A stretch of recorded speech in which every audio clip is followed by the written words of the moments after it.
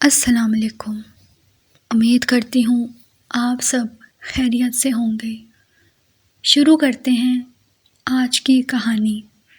یہ کہانی ہے 3 چوروں کی عبرت ناک کہانی کا قصہ ہے۔ دسمبر کی سخت رات تھی، ہر طرف اندھیرا تھا اور ہو کا عالم تھا۔ سڑک پر موجود دھند ہاتھ کو ہاتھ سے نہ ملنے دیتی۔ وہ تینوں کپڑے کی بڑی گٹری اٹھا کر تیز تیز قبرستان کی جانب بڑھ رہے تھے۔ یہ جودھ پور کا پرانا قبرستان تھا۔ ان تینوں کا معمول تھا کہ اکثر رات کو یہاں آیا کرتے تھے، لیکن آج اس قبرستان میں کچھ عجیب تھا۔ رات کو قبروں کا پہرا دینے والے سبھی پرندے یعنی الو جاگ رہے تھے۔ ان کی بولنے کی آواز سے دل ڈوبتا جا رہا تھا۔ کبھی کبھی بلی کے رونے کی آواز آتی جس سے دل بہت گھبرا جاتا، لیکن وہ اب قبرستان کے حدود میں داخل ہو چکے تھے۔ ان میں سے ایک دوست بولا، یار آج نہیں، آج واپس چلتے ہیں۔ مجھے آوازیں سن کر بہت خوف آ رہا ہے۔ حالانکہ یہاں آنا ان کا اکثر معمول بن گیا تھا، لیکن آج ان کے قدموں کے ساتھ پائل کی چھنکار بھی سنائی دے رہی تھی، اور وہ تینوں اس پراسرار آواز سے خوف زدہ تھے، بلکہ یہ آواز کہیں اور سے نہیں، ان کے تھیلے سے آ رہی تھی۔ دوسرے دوست نے کہا، ڈرو مت، ہم یہاں پہلی بار تھوڑی نہ آئے ہیں جو تم دونوں یوں اس طرح پریشان ہو رہے ہو۔ قبرستان کی کچی دیوار کے ساتھ ایک قبر کے نزدیک پہنچ کر وہ آدمی پھر بولا، چلو یہ تھیلا رکھ دو اور آرام سے بیٹھ جاؤ۔ دراصل وہ تینوں چور تھے، اور آج ان نے ایک سونار کے یہاں لمبا ہاتھ مارا تھا، اور وہ پائل کی آواز ان زیورات میں سے آ رہی تھی جو ان نے سونار کے یہاں سے چرائے تھے۔ تیسرا ساتھی بالکل خاموش تھا، اور دونوں باقی اس کی خاموشی کا بہت دیر سے جائزہ لے رہے تھے، لیکن انہوں نے کوئی بات کیے بغیر کافی دیر قیام کیا، کیونکہ وہ تینوں کافی بوڑھے ہو چکے تھے۔ وہ بچپن سے ہی ایک ساتھ چوری کیا کرتے تھے۔ ان کو کافی عرصہ ہو چکا تھا اس حرام پیشے سے منسلک ہوئے، لیکن آج کافی دنوں کے بعد کافی مال ہاتھ لگا۔ اس مال کو قبرستان تک لاتے لاتے وہ تینوں بہت تھک چکے تھے۔ ان تینوں کا ہمیشہ سے معمول تھا کہ اس حصے کو تینوں میں تقسیم کرتے تھے، اور آج بھی وہ اپنا مال تقسیم کرنے آئے تھے، لیکن اب باقی دونوں کی صبر کی انتہا ہو چکی تھی۔ ان نے اپنے تیسرے ساتھی سے پوچھا، کیا بات ہے، تم کیوں اتنے خاموش ہو؟ تم کس سوچ میں گم ہو آج؟ کیا تم نے غور نہیں کیا وہ بوڑھا کتنے آرام سے سو رہا تھا؟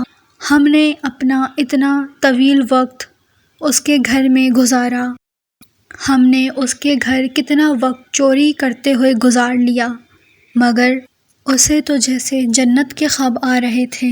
گہری نیند میں بھی اس کے چہرے پر کتنا اطمینان تھا، اور مزید حیرت کی بات تو یہ ہے کہ وہ اتنے بڑے بنگلے میں اکیلا رہتا ہے، اور نہ ہی کوئی رکھوالا تھا، اور سب سے بڑی بات یہ تھی کہ اس نے کسی بھی تجوری پر تالا نہیں لگایا ہوا تھا۔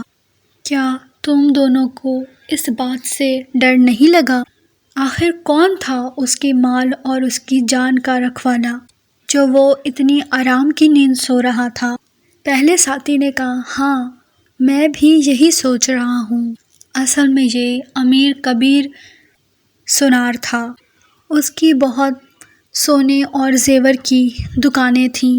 نہ جانے کیوں اس نے شادی نہیں کی، اور وہ اب بہت بوڑھا ہو چکا تھا۔ نہ بیوی نہ ماں باپ، نہ ہی بہن بھائی، اکیلا ہی اس گھر میں رہتا تھا۔ ان تینوں نے سوچا کہاں لے کر جائے گا یہ اتنا سونا چاندی، اسی لیے ہم نے اس کی ساری تجوریوں میں سے سونا نکال لیا اور اپنے ہمیشہ والے اڈے پر آ کر اسے اب ہم تقسیم کریں گے۔ دوسرے ساتھی نے کہا چلو بھائی جلدی کرو، اگر فجر کی اذان ہو گئی تو لینے کے دینے پڑ جائیں گے۔ وہ جیسے ہی تھیلے کی جانب بڑھا، تھیلا تھوڑا سا دور ہونے لگا، وہ پیچھے کی طرف سرکنے لگا۔ وہ اندھیرے اور دھند کی وجہ سے سمجھ نہ پایا تو اچانک انہیں وہاں پر کسی کے چلنے کی آواز سنائی دی۔ وہ تینوں چونک پڑے اور حیرت کی بات تو یہ تھی کہ وہاں اس وقت دھند ایسے غائب ہو چکی تھی جیسے تھی ہی نہیں، اور وہ درخت انہیں صاف نظر آ رہا تھا اور قدموں کی آواز مسلسل سنائی دے رہی تھی، لیکن وہاں تھا کون؟ کوئی بھی تو نہیں تھا۔ وہ تینوں سب بھول گئے اور آج ان پر خوف نے اپنا تاج جما لیا تھا۔ کون ہے وہاں؟ پہلے ساتھی نے زور سے آواز میں بولا۔ اس کی آواز کرتے ہی سرد ہوا کا جھونکا ایسا آیا جیسے کسی نے طویل سانس لے کر ان کو اپنی موجودگی کا جواب دیا ہو۔ کوئی دکھائی نہیں دے رہا تھا، لیکن ایک عجیب سی کیفیت تھی۔ ایسے محسوس ہو رہا تھا جیسے انہی کے ساتھ کوئی بیٹھا ہو۔ وہ تینوں ڈر گئے اور ایک دم کھڑے ہو گئے۔ انہیں کھڑے ہوتے یوں محسوس ہوا جیسے ان کی ٹانگیں بہت کمزور ہو گئی ہیں۔ اسی ٹائم درخت سے ایک سایہ نمودار ہوا جو انہی کے قریب آ رہا تھا۔ اس کا قد تقریباً 8 فٹ تھا اور چہرہ تو دیکھنا ان کے لیے ناممکن تھا، لیکن یہ خوفناک منظر دیکھتے ہوئے ان کے دل بند ہوتے ہوتے بچے۔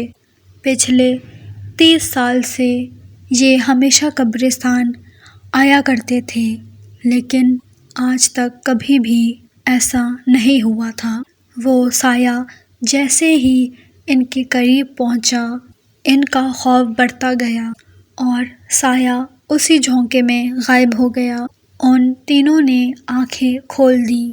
روشنی ہوئی تو وہ تینوں کیا دیکھتے ہیں کہ ایک نورانی صورت والے بزرگ درخت کے ساتھ ٹیک لگائے بیٹھے ہیں۔ ان تینوں میں بولنے کی ہمت نہیں تھی، لیکن وہ تینوں یہ منظر دیکھ رہے تھے کہ اتنے میں بزرگ بولے، آج تم نے یہ مال چوری کر کے اچھا نہیں کیا۔ جس نیک مال اور جس نیک بندے کا مال تم نے چوری کیا ہے وہ اللہ کا نیک بندہ ہے۔ کیوں وہ سونار اتنے اطمینان سے سو رہا تھا؟ کیا تم نہیں جانتے؟ کیونکہ اس کے مال کا محافظ خود اللہ تعالیٰ تھا۔ وہ سونار جو بھی کماتا ہے اس میں برابر کی زکوٰۃ بھی نکالتا ہے۔ اپنے حصے کے مال سے وہ غریبوں کی مدد کرتا ہے، بیواؤں کا خرچ اٹھاتا ہے، اور اسی لیے اللہ پاک اسے راضی ہے۔ جس کا مال حلال ہوتا ہے اللہ خود ہی اس کی حفاظت کرتا ہے۔ آج تک تم لوگوں نے جتنی بھی لوگوں کا مال لوٹا وہ حرام تھا، نہ وہ زکوٰۃ دیتے تھے اور نہ ہی وہ غریبوں کی مدد کیا کرتے تھے، لیکن آج جو تم نے سونار کے ہاں چوری کی ہے وہ اس نیک غریب آدمی کو دینے تھے تاکہ وہ اپنی بیٹیوں کی شادی کر سکے، اور اسی طرح تم نے خدا کی ناراضگی مول لی۔ ذرا دیکھو وہ مال جو تم نے چرایا تھا۔ وہ تینوں حیرت میں ڈوبے ان بزرگ کی باتیں سن رہے تھے۔ انہوں نے جب مڑ کے دیکھا تو وہ زیورات وہاں سے غائب تھے۔ وہ بزرگ بولے، وہ زیورات دوبارہ اپنی ہی جگہ پر چلے گئے ہیں جہاں سے تم نے اٹھائے تھے۔ وہ تینوں چور ایک دم زمین پہ گر گئے کیونکہ ان کی ٹانگوں میں جان نہ رہی۔ ساتھ ہی ساتھ وہ بزرگ بولے، تمہاری یہی سزا ہے، تم اپنی بقیہ زندگی ٹانگوں کے بغیر گزارو گے۔ وہ بزرگ اس کے بعد وہاں سے غائب ہو گئے اور وہ تینوں صبح تک بیٹھ کے روتے رہے۔ وہ اللہ پاک سے معافی مانگتے رہے لیکن شاید ان نے توبہ کرنے میں دیر کر دی تھی اور انہیں دنیا کے لیے عبرت کا نشان بنا دیا گیا تھا۔ صبح جب لوگوں کی وہاں پر آمد شروع ہوئی تو انہوں نے لوگوں سے مدد مانگی اور اپنا سارا قصہ بیان کر دیا۔ قبرستان میں لوگوں کا ہجوم لگ گیا۔ ہمارے بیچ میں یہ لوگ رہنے والے چور تھے۔ بے شک خدا کی لاٹھی بے آواز ہے۔ جو لوگ اللہ کی راہ میں خرچ کرتے ہیں اللہ پاک ان کے مال کی حفاظت خود ہی کرتا ہے، اور جو لوگ اللہ کی راہ میں خرچ نہیں کرتے یقین کریں اللہ پاک خود ہی زکوٰۃ نکال لیتا ہے، کبھی بیماری کی شکل میں، کبھی چوری کی صورت میں۔ اسی لیے ہمارے مال پر غریبوں کا بھی حق ہے۔ زکوٰۃ دیجیے اور غریبوں کی مدد کیجیے۔ جزاک اللہ۔ اللہ حافظ۔ اللہ حافظ۔